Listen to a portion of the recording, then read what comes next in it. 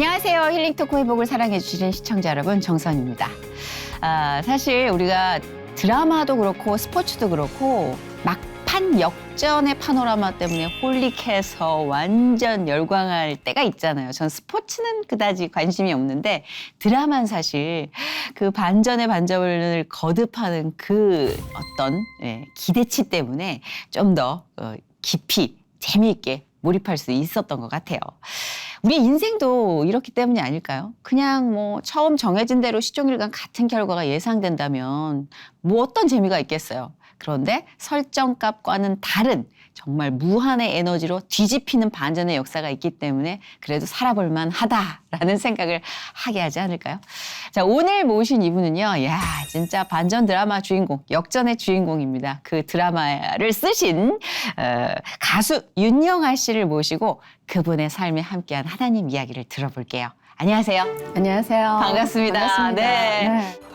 데뷔 후 30년 만에 다시 제2의 활동을 펼치고 있는 가수 윤영아. 90년대 초반 화려한 퍼포먼스와 뛰어난 가창력으로 인기를 끌었지만 활동 시기에 어머니가 돌아가시고 힘든 일을 겪었던 그녀. 고난 가운데 귀신이 보이고 영적 침체를 겪었지만 새 앨범을 준비하며 만난 조은파 선생님을 통해 말씀으로 하나님을 영접한 윤영아.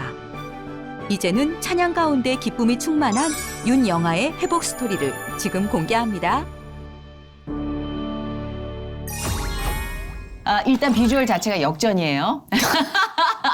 아니 제가 아까 여러분께는 공개하지 않겠지만 그러니까 살짝 나이를 듣고 깜짝 놀랐는데 뭐 피부와 탄력과 에너지 역전입니다. 진짜 근황을 여쭙기가 민망할 정도로 요즘 이분이 굉장히 핫하세요. 다시 윤영아의 재발견이다라는 얘기를 나올 정도로 많은 활약상을 보이고 계십니다. 어떠세요, 요즘? JTBC의 싱어게인이라는 프로를 네. 통해서 그렇죠. 다시 이제는 노래를 시작하게 됐는데 그 프로 진짜 너무 멋진 프로예요. 네, 그래서 그게 계기를 통해서 다시 대중음악을 하게 됐고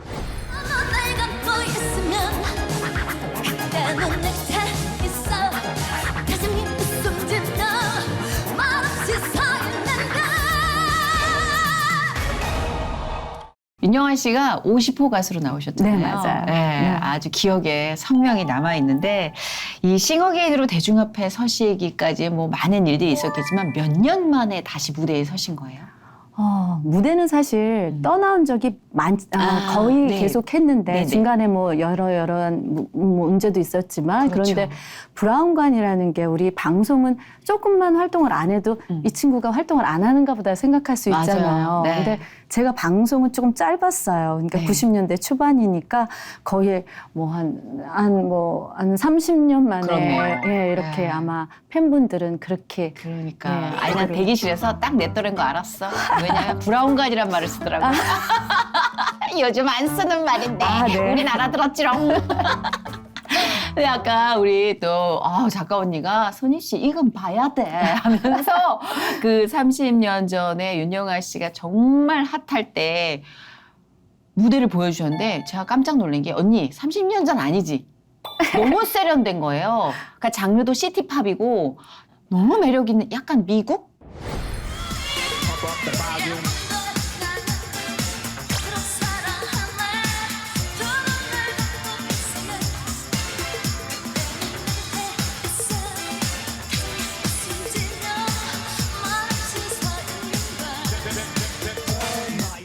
와, 30년 전에 우리가 이런 팝을 마주할 수 있었다고? 와, 진짜 너무 세련됐어요, 무대가. 그때 몇 살이셨어요? 그러니까 그때가 21살이었죠. 어머, 세상에. 네. 진짜 애기 할 때. 네. 어쩐지 정말 화러 같더라고요. 팔딱팔딱 하는 느낌? 그랬군요. 진짜 그때 파워가 대단했는데 어떠셨어요? 데뷔 당시 그 미니데이트를 했을 때. 미니데이트라는 곡은 사실 저희 1집 앨범이고요. 그다음에 제가 90년대 네. KBS 청소년 창작가요제라는 가요제를 나왔어요. 거기에서, 일찌감치. 네, 그래서 오선지에 그리는 슬픔이라는 그 곡으로 이제 대상을 받았어요.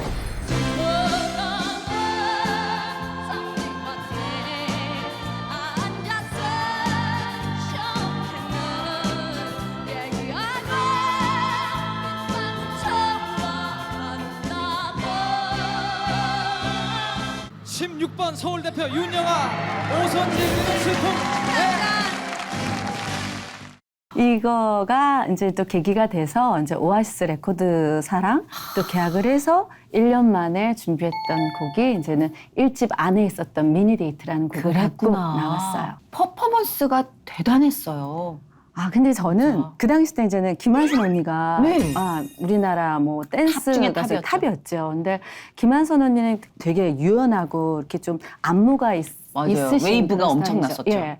근데 저는 김한선 언니랑 좀 다르게 그냥 막춤이었어요. 아니요, 약간 80년대 그 신디 로퍼라는 가수 있어요. 네. 마돈나랑 쌍벽을 네. 이루던.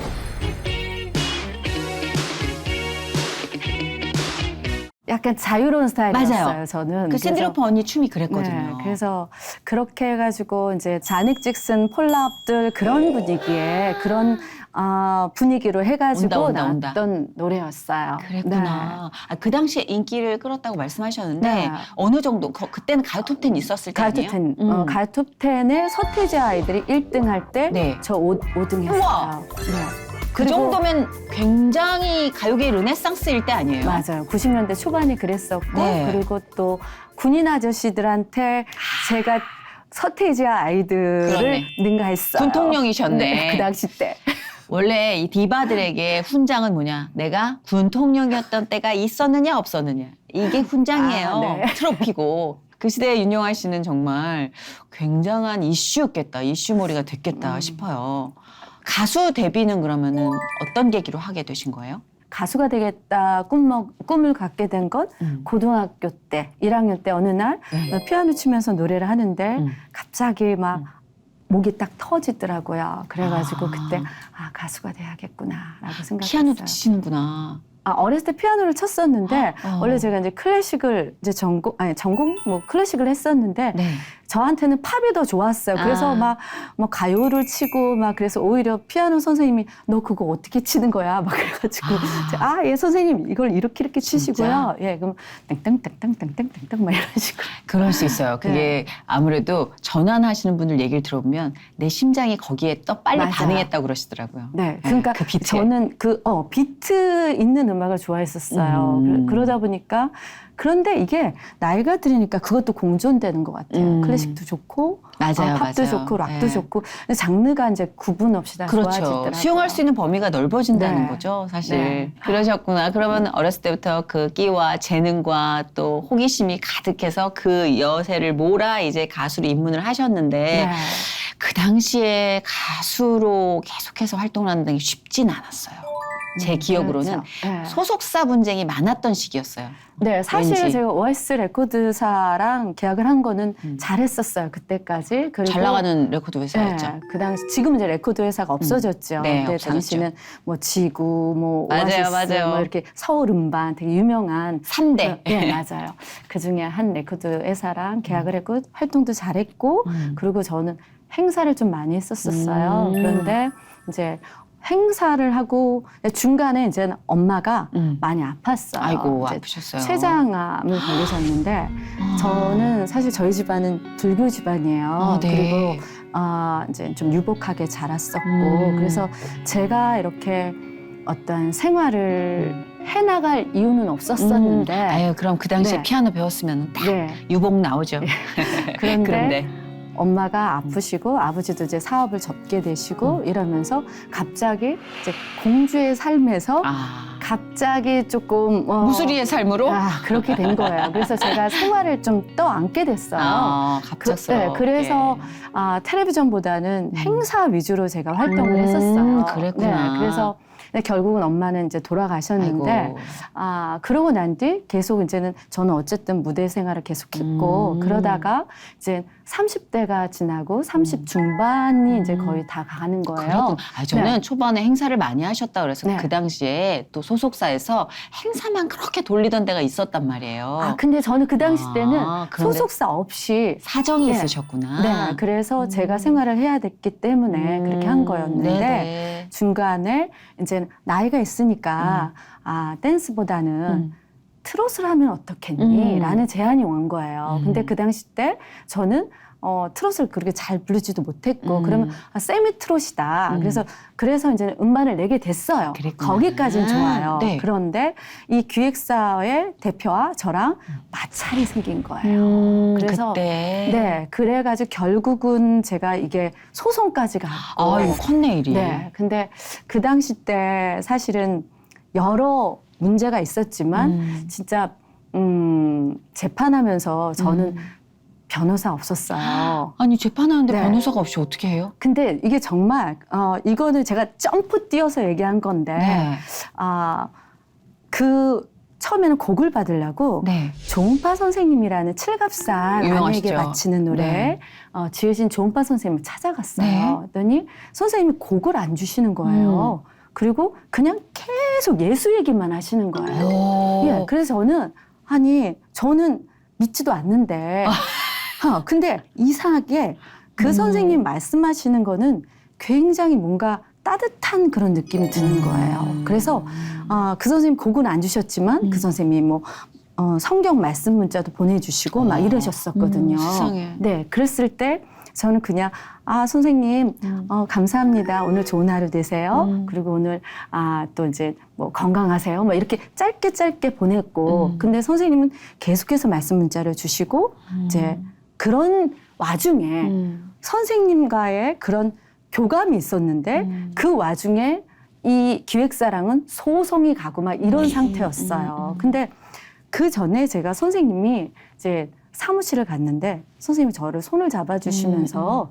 기도를 해주신다는 거예요. 진짜. 예. 근데 저는 그때까지만 해도 근데 기도를 해주시더라고요. 근데 저는 어색하다.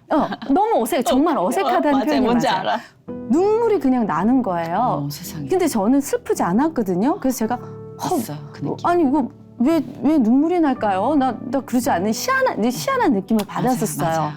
그런 와중에 기획사랑 계속 마찰이 있는데 선생님이 결국은 제가 경인고속도로에서 이제 스트레스가 너무 쌓이니까 이렇게 운전하는데 브레이크를 밟아야 되는데 브레이크가 안 되는 거예요. 이거는 아는데 인진하는데 머리에서 왜요? 이게 하체가 갑자기 어머. 이렇게 마비 증상이 오는 거예요. 되게 스트레스가 심했었나? 맞아요. 그래 이렇게 돼서 결국은 근데 사고는 안 났는데 다행이다. 할렐루야. 그래서 병원을 입원하게 됐죠. 네. 근데 선생님이 그날도 어김없이 성경 말씀을 보내주신 거예요. 그때 이제 말씀은 이제 하박국 3장 17절에서 19절 말씀이에요. 그때가 비록 무화과 나무가 무성하지 못하며 포도나무에 열매가 없으며 감람나무에 소출이 없으며 밭에 먹을 것이 없으며 우리의 양이 없으며 외양간에 소가 없을지라도 나는 여호와로 말미암아 즐거워하며 구원의 하나님으로 말미암아 기뻐하리로다. 아멘. 주 여호와는 나의 힘이시라. 나의 발을 사슴과 같게 하사 나를 나의 높은 곳으로 다니게 하시리로다. 네, 요렇게 보내주시고 그 문장을 완전 각인하셨네요. 몸에. 이게 제 인생의 터닝 포인트가 된 그러네요. 거였거든요. 네. 그런데 선생님이 그거를 10번 읽고 묵상하기라고 하는 거예요. 근데 저는 믿지 않은 상태잖아요. 저는 불교 신자고 그 당시 때 진관사라는 절을 다녔던 신도였었거든요. 네. 네, 그 이 병원 정식으로 신도였군요. 예, 정식으로 제 차 안에 유리창 안에 그 동그랗게 이제 부착해서 네, 북한산 들어갈 때 그걸 부착해야지 유료로 돈을 안 우리 엄마랑 비슷하시구나. 어머니가 저희 어머니도 그러셨어요. 깊게 몸담고 계시다가 이제 예. 지금 권사님이신데 예. 보통 인연이 아니네. 예, 그래서 저는 선생님이 그래도 저한테 따뜻하게 해주셨잖아요. 그 마음에 뭔가 감사한 마음이 있어서 그래, 그냥 해드리지 뭐 이런 마음으로. 그럴 수 있죠. 예, 그래서 무슨 말인지 뭐 나무가 많이 나오고 소도 나오고 네. 뭐 밭 나오고 그런데 무슨 말인지 몰라요. 네. 한 번 무화과 나무가 뭐 2번, 무화과 나무가 3번, 무화과 나무가 3번, 4번 딱 하는데 갑자기 제 입에서 오, 하나님. 이게 아니 저는 그 당시 때 죄송해요. 이게 원래 관세음보살을 해야 되는데 네. 그 제가 그 천수경도 다 외웠거든요. 와. 근데 제 입에서 오 하나님이 나오자마자 제가 입을 정말 거짓말을 입을 틀어 막았어요. 관세음보살이 안 나와서 너무 놀라고 무서워서. 놀라서 너무 이거 제가 원하는 게 아닌 거예요. 그래서 제 입을 틀어 막았는데 그 당시 때 느껴진 게 하나님을 모르고 산 게 죄인이구나. 죄인이란 말을요. 저는 사실 교회 와서 설교 들으면서 느낀 게 아니에요. 그냥 하나님을 모르고 산 게 죄인이라는 거를 그 당시 때는 제가 성령이라는 말을 몰라요. 네네네. 그냥 저는 그거 느꼈어요. 신이 내렸구나. 지금. 하나님 신이 내린 거예요. 근데 저는 어렸을 때부터도 이제는 시골에 가면 국 같은 거 많이 많았죠, 하잖아요. 많았죠. 그 당시 때 국민학생이라 그랬잖아요. 그렇죠. 국민학생이 밤 늦게 막 밤새도록 막 그 무당들은 같이 춤추고 그랬거든요. 그런 환경적인 네, 또 그래서- 요인도 무시 못해요. 그리고 제 주변에는 크리스찬 아무도 없어요. 그리고 제가 명제어고였고 그 당시 때 그 미션 스쿨인데도 성경 과목이 있었는데도 네, 맞아요. 한 번도 귀를 연 적이 없어요. 와. 그만큼 저는 이 하나님과는 거리가 멀게 살았던. 단호하셨네. 네, 왜냐하면 성경 과목이 분명히 있었어요. 네. 근데도 저는 한 번도 들은 적이 없어요. 귀를 웬만하면 열 텐데. 귀를 한 번도 연 적이 없어요. 저 안에는 다른 신을 모시고 있었거든요. 그런데 이제 그러면서 이제 이게 뭔가가 바뀐 거예요. 지금. 네, 그렇죠. 하나님 신이 온 거예요. 네, 근데 그 오후였는데 새벽까지 눈물, 콧물, 막 이제 그 당시 때 회개라는 단어를 모르죠. 그러고 나서 막 눈물과 콧물을 흘리면서 하나님을 그러니까 영접하게 된 거예요. 그런 것 같아요. 저는 믿지 않는 상태에서 이제 교회를 갔단 말이에요. 언제 그러면 그 미닝이 있고 나서 바로 교회로? 그러니까 이게 모든 것들이 다 그냥 그렇게 한꺼번에 쭉쭉쭉쭉. 쭉쭉쭉. 근데 저는 이제는 선생님 이제 병원에서 나왔는데 네. 교회를 다녀야겠는 거예요. 왜 병원 안에서 제가 하나님을 알게 된 거잖아요. 네네네. 근데 그 당시 때 서울 살다가 부천으로 이사를 왔어요. 근데 연고도 없는 데다 집을 얻었어요. 네네. 부천으로. 그러니까 어디가 교회가 있는지도 몰라요. 근데 딱 봤는데 어떤 꼬마가 지나가는 거예요. 그래서 가까운 교회가 어딨니? 했더니 자기가 교회를 간대요. 그래서 자기를 따라오라 그러더라고요. 네네. 그래서 그 꼬마를 따라갔어요. 네. 그 교회가 지금의 서문교회예요. 세상에. 네. 천사를 또 보내셨네. 맞아. 그러니까 정말 교회 가는 애를 그러니까. 따라간 거예요. 근데 예술이다. 거기에서 저는 교회의 노래, 지금 찬송가, 찬양이잖아요. 근데 그 당시 때 저의 그냥 그 네임은 교회 노래인 거예요. 교회 노래. 네, 교회 노래가 그렇죠, 나오는데 그렇죠. 이렇게 했는데 이렇게 PPT가 있고 앞에 이제 찬양단. 그러니까 저 뭐 노래하는 가수들인가? 교회 가수인가? 이렇게 생각을 했던 교회 거예요. 문화를 전혀 모르니까. 모르니까요. 그러니까 그런가 보다 했는데 저는 그 사람이 보이지 않고 PPT가 딱 보이는 거예요. 근데 그때 너무 은혜 받은 찬양이 있어요. 어떤? 내가 주인 삼은 모든 건 내려놓고 내 주 대신 주 앞에 나가 내가 사랑했던 모든 건 내려놓고 주님만 사랑해. 이 노래가 너무 좋아. 하는데 네. 내가 정말 내가 주인인 것처럼 살았네. 하나님이 주인이었는데 그거를 그냥 그 찬양을 보면서 깨닫게 된 거예요. 맞아요. 이렇게 찬양 가운데 하나님은 이렇게 너의 주인이야 라는 걸 알게 해주시더라고요. 그럼 뭐 정말 직격탄을 이렇게 찬양으로 맞으신 처음 거네요. 교회 갔는데. 그러게 말이에요. 네. 야, 그러니까 워낙 하나님이 갈증을 느끼고 계셨나 보다. 그래서 뭐 부르고 싶었고 이야기를 들려주고 싶었고. 저는 네. 제가 누가 교회를 가자고 해서 뭐 설교를 들어서가 아니고 하나님이 그냥 직방으로 직방. 직투더빵. 네. 그럼요. 다급하셨던 것 같아요, 우리 하나님이. 영화를 구해내자, 직투더빵. 그런 거 아닌 것 같아요. 제가 약간 고집이라면 고집인데 누가 막 이렇게 해서는 말을 잘 안 들으니까 그냥 한 번에 그냥 원래 계속 아티스트들이 그런 고집들이 네. 지네요. 네, 좀 강하고 저도 뭐. 근데 그 이후로는 예수님이 어떻게 또 인도하셨을까요? 궁금해요. 진짜 제가 어렸을 때 약간 일반적이지 않다 네. 그랬잖아요. 근데 저희 엄마랑 굉장히 유대 관계가 되게 좋았었어요. 거의 분신처럼 그렇게 엄마가 그랬구나. 활동할 때도 항상 같이 다녔었고, 아이고. 그리고 이제 애들이랑 놀 때도 엄마가 같이 놀 정도로 그렇게 세상에. 친구 같던 그런 엄마였는데, 아휴. 엄마가 돌아가시고 나서 그때 사춘기가 오더라고요. 이게 20대 이제 그럴 초중반이었어요. 수 있죠. 당연히. 네. 정말 저는 사춘기 없이 자랐었거든요. 근데 그때 엄마가 없고, 그러니까 제 마음에 이제 뭐라 그러니까 좀 외로움과 그럼요. 당황의 시기가 온 그 거예요. 상실감이 얼마나 큰데요. 네. 그러니까 그때부터 귀신이 보이기 시작한 거예요. 그러니까 저는 정말 엄마를 사랑했는데 정말 사랑하는 엄마가 없어진 거예요. 그래서 잠을 자면 한 3시간 이상, 2시간, 3시간 이상을 잠을 못 잤었어요. 그래서 정신과 가서, 신경정신과 가서 수면제도 복용받았었고요. 그리고 귀신이 어느 날은 발밑창에서 탁, 또 여기 딱, 어느 날은 귀 오른쪽에서 막 이렇게 못 살게 부르는 거예요. 그리고 이렇게 사람이 있는데 옆에 다른 형체의 얼굴이 보이고, 그러니까 정말 영적으로 너무너무 힘들었었어요. 와우. 제가. 그리고 일은 너무너무 바빴고, 네. 막 이게 막, 그러니까 앞에서는 무대를 쓰지만 제 영적인 상태는 진짜 꽝이었었어요. 그럼 네. 진짜 엉망진창 되는데. 엉망진창이죠. 맞아요. 그러니까 몸도 어느 날 이런 적이 있어서 보험을 들으려고 그러는데 뭐 수치가 안 나올 정도로 해서 보험을 못 들은 적이 있었어요. 어머. 그 정도로 몸이 안 좋았었어요. 아이고야. 네. 그렇게 제가 영적으로 어려움이 있었었는데 보혈 찬양이 그렇게 좋대요.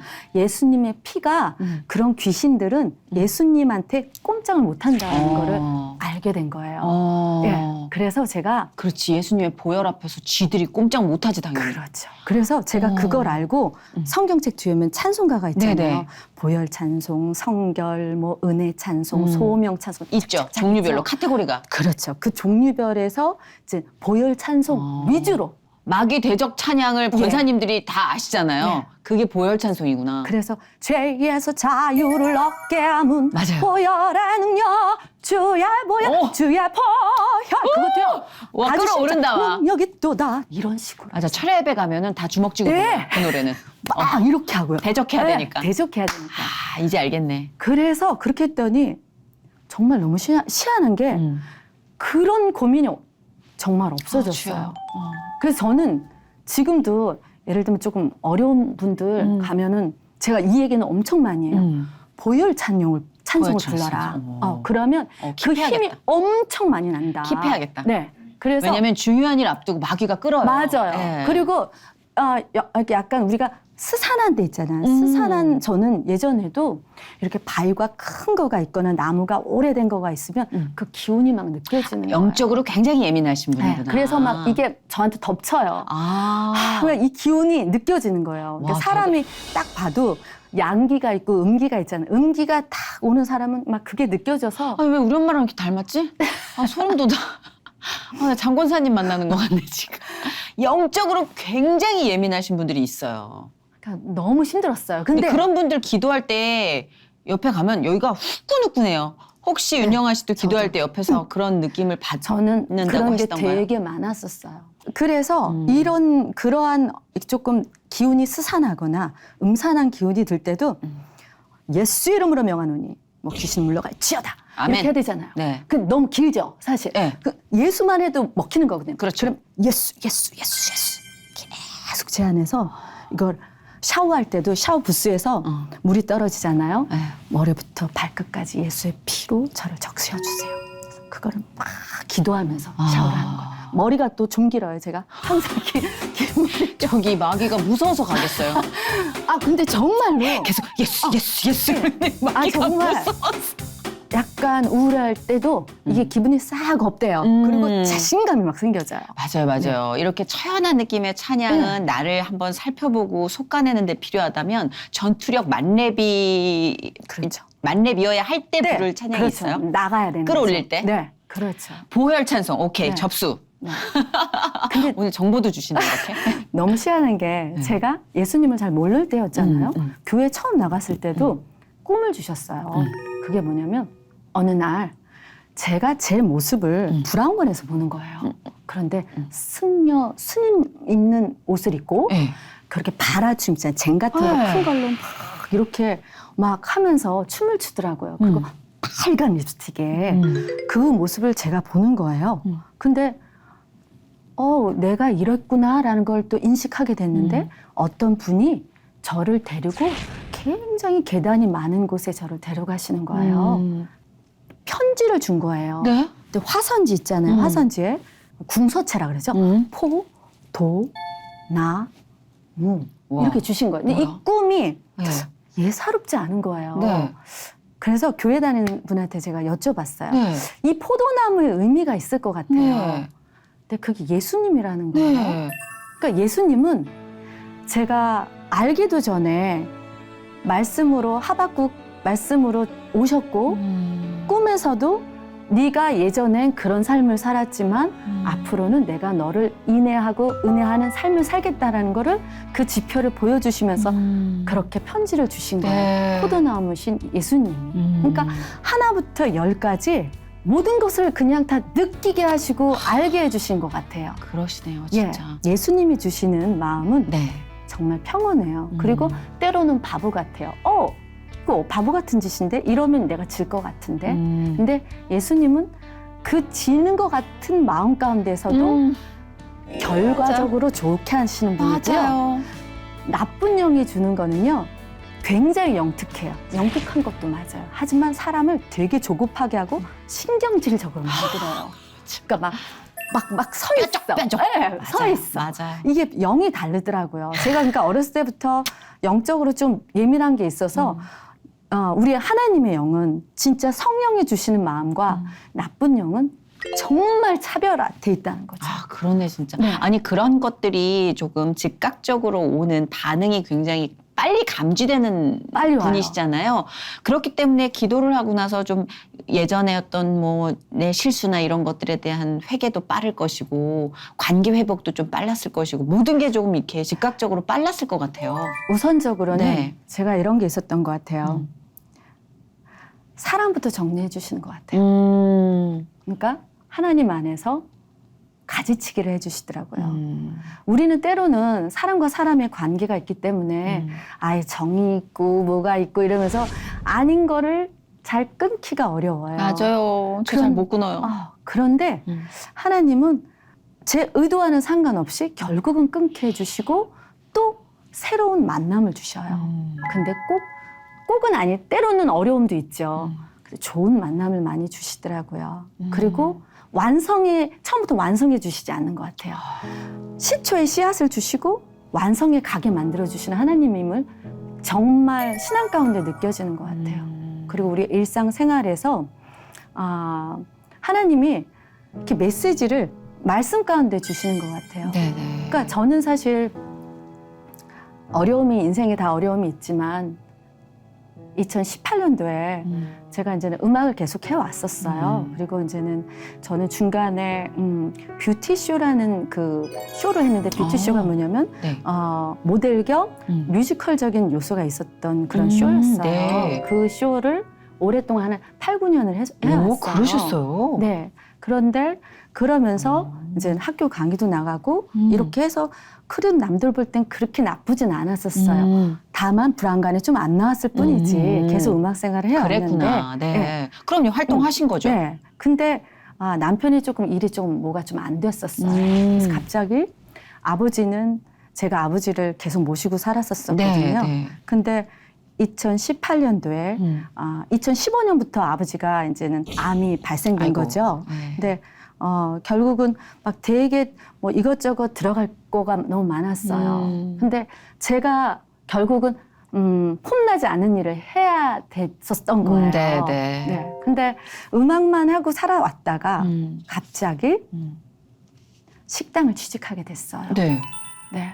그래서 거기에서 제가 느낀 게 있었어요. 그 당시 때 제가 직업이 4개를 가지고 있었었는데 생활력 강하시다.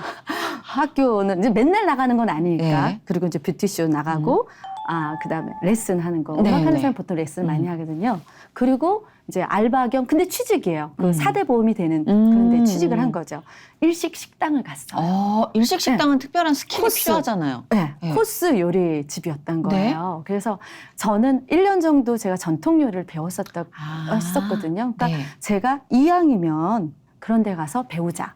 근데 사실 저희 진짜 근본적인 마음은 돈을 버는 거가 더 우선이었었어요. 네네네. 그러면 한 번도 그런 이렇게 힘든 일을 안 해봤는데 그런 일을 한다라는 거는 사실 마음적으로 너무너무 힘들었었어요. 우선 제가 사람이라는 건 왕년애라는 마음이 있거든요. 그럼요. 그리고 노래하는 사람들이 기본적으로 스테이지에서 내려오면 자존감이 좀 떨어져요. 스테이지에 올라가서 내가 가장 나다울 수 있는 시간이라고 생각하기 때문에 그 여타 다른 직업은 좀 내가 뭔가 뭐 하고 있는 거지 싶을 때가 있대요. 그거는 귀천하고는 상관없는 거잖아요. 그렇죠. 귀천이랑은 상관없죠. 상관없어요. 그건. 제가 했던 분야랑 좀 다른 거고. 맞아요. 근데 노동의 일이잖아요. 충분히 네. 이해할 수 있어요. 네. 그래서 저는 그때도 제가 무엇을 하기 전에 항상 말씀으로 먼저 하나님이 주신 것 같아요. 처음에도 하나님 말씀으로 오셨고 그때마다 그러니까 저는 성경을 집에 이렇게 메모장에 요만한 메모장에 한 6권 정도가 있어요. 그때마다 말씀 은혜 받았던 거 역사하셨던 말씀 다 썼거든요. 네네네. 그러니까 그 말씀 가운데 하나님이 역사하셨는데 네. 제가 그렇게 할 수 있었던 것도 창세기에 보면 네.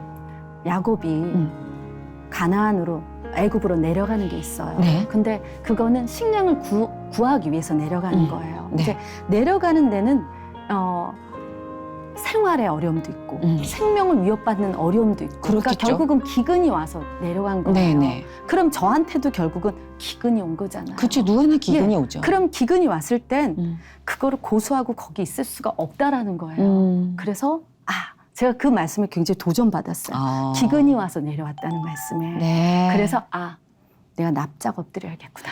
내려와야지.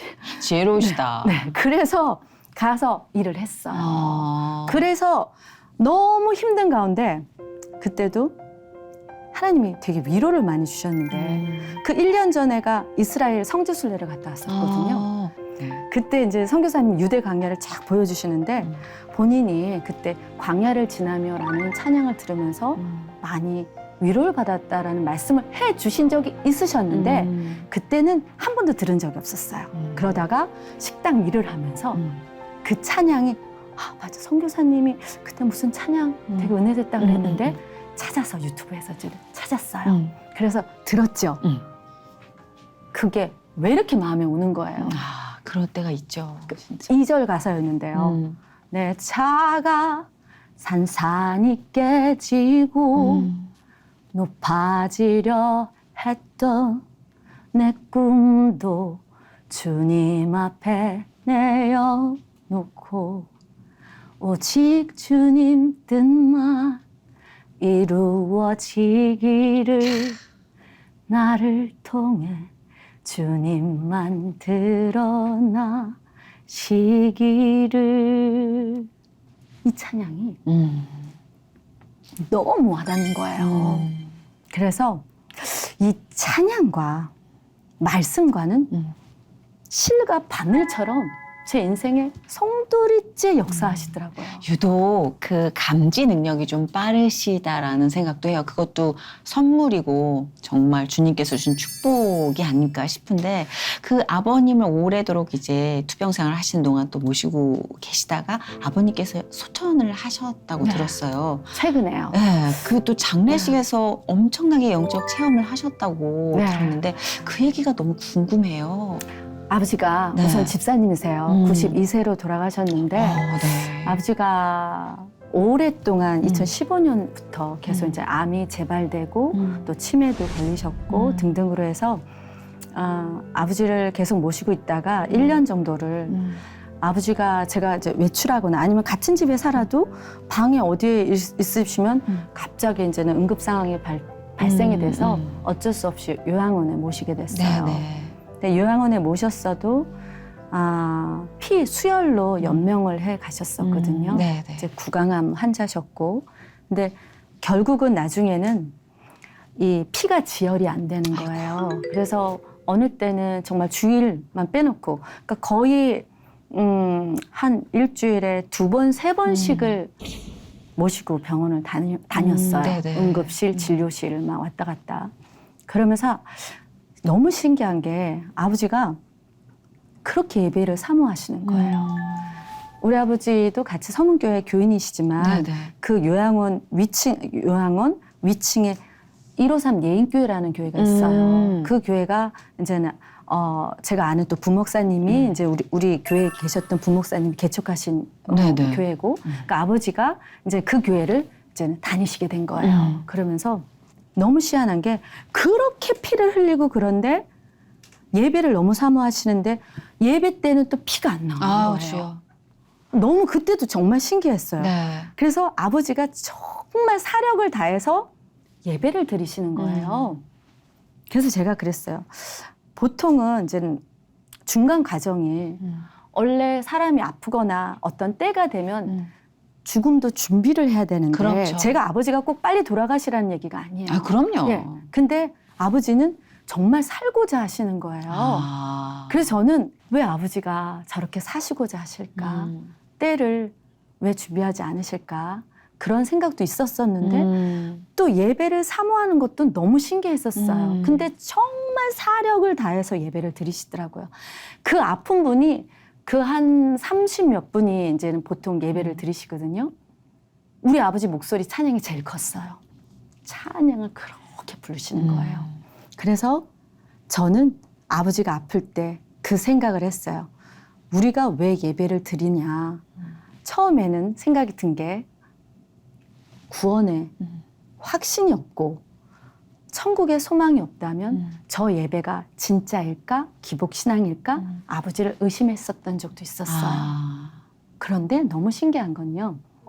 제가 5월 3일 날 콘서트를 하게 됐어요. 네. 저한테는 정말 영광의 날이죠. 다시 활동을 해서 콘서트를 했는데 아버지가 그날 응급실에 가시는 거예요. 아이고.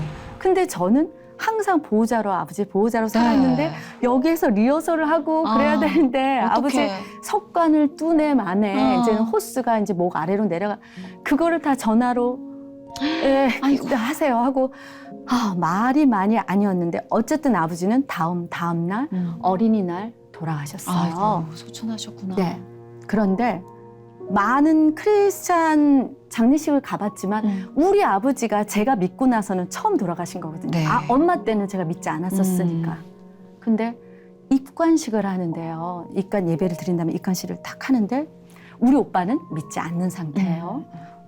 우리 남편과 그다음에 이제 외갓집 사람들이 같이 7명이 입관식을 했어요. 그래서 제가 기도를 하고 마지막 보내드리면서 하나님 이 영혼을 받아주세요. 라고 기도를 하면서 하는데 마음에 벌써 이미 아버지 천국 가셨구나. 네, 평화. 그 마음이 확 오는 거예요. 근데 그때 5월 햇살 알죠? 5월의 햇살이 나뭇잎과 나뭇잎의 연녹색의 그 햇빛이 쫙 오면은 그 차차차차 하면서 맞아요. 우리 바늘처럼 갈라지면서. 그렇죠. 네. 그 느낌이 확 오는 거예요. 그리고 제가 그때 하늘 가는 밝은 길이 내 앞에 있으니 슬픈 일을 많이 보고 늘 고생하여도 우리 아버지가 아멘. 관에 누워있는데 하나님께 아버지를 그대로 받아달라는 그런 찬양을 올려드렸어요. 그런데 우리 오빠도 얼굴이 싹 그 온화한 느낌이 들더라고요. 그러니까 이미 그때 제가 하나님이 그 아버지 때를 기다려 주셨구나. 네. 약간 그 살고자 하는 그것 또한 진짜 사력을 다해서 우리가 온전하지 않잖아요. 살아가면서. 그럼요. 근데 온전하지 않는 상태에서도 예수님은 기다려 주셨고 그리고 결국은 천국 가게 해주신 거예요. 그 그럼요. 마음이 빡 왔어요. 빡 왔어요.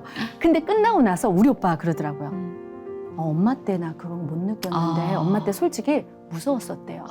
우리 엄마인데도 너무 무서웠다는 거예요. 아이고. 그런데 나 뭔가 따뜻한 느낌이 들었다는 거예요. 저는 이미 성령 왔구나라는 걸 전 알았는데 그런 거 알죠. 우리 오빠는 믿지 않는 사람인데도 그렇게 느끼더라고요. 그래서 하나님은 모든 때를 그렇게 섭리해 가시고 그리고 믿지 않는 사람들한테도 그렇게 하나님이 지금 이 자리에서 계시고 우리 아버지가 천국 갔다라는 걸 느끼게 해주시는구나라는 걸 느꼈어요. 아멘. 그리고 이제 발인 예배, 또 하간 예배. 아버지가 돌아가시기 전에 그 얘기했어요.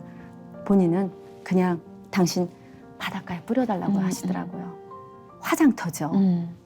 갔어요. 근데 옆에서 막 소리 있잖아요. 막 그 헤어짐에 막 울부짖으니까 악이 그냥 우는 악이 아니고 하는 그 소리 있죠. 막 pit이 완전 올라가는 소리.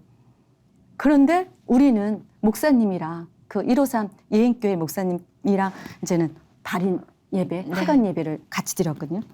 주님 품 안에 내가 안기어 영원토록 살리로다 열린 천국문 내가 이거 막 눈물 나면서 내가 들어가 세상 짐을 내려놓고 빛난 멸류관 받아 쓰고서 주와 함께 길이 살리 하면서 아버지와 육신적으로의 그 이별은 마음이 아프고 슬프지만 남들은 옆에서 으아 비명 소리가 지르는데 슬퍼.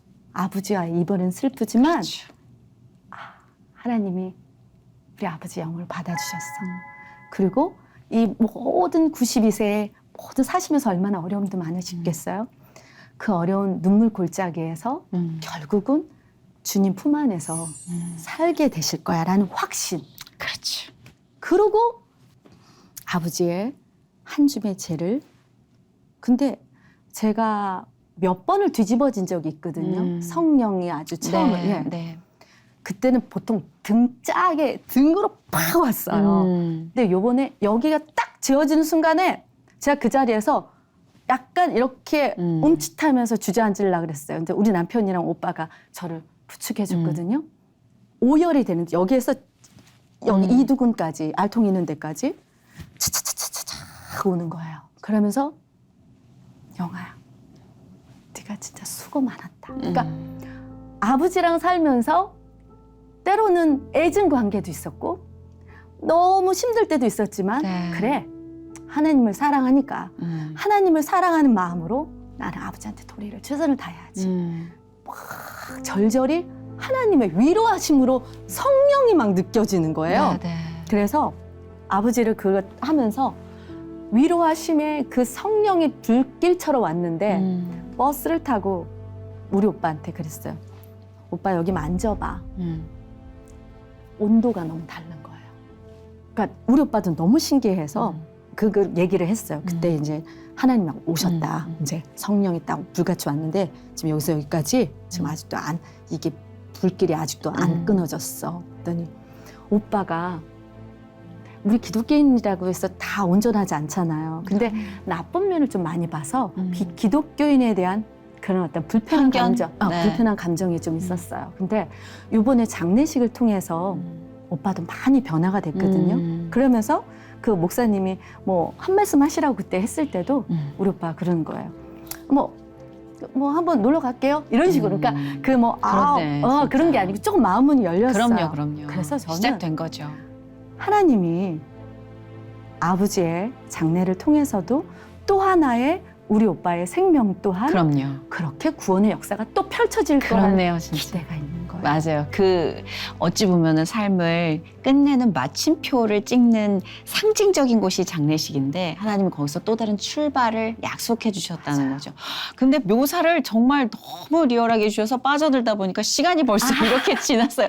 조금만 더 시간이 있었다면 정말 더 많은 이야기와 찬양을 듣고 싶은 게 이분 찬양은 정말 이렇게 감기는 옷 같아요.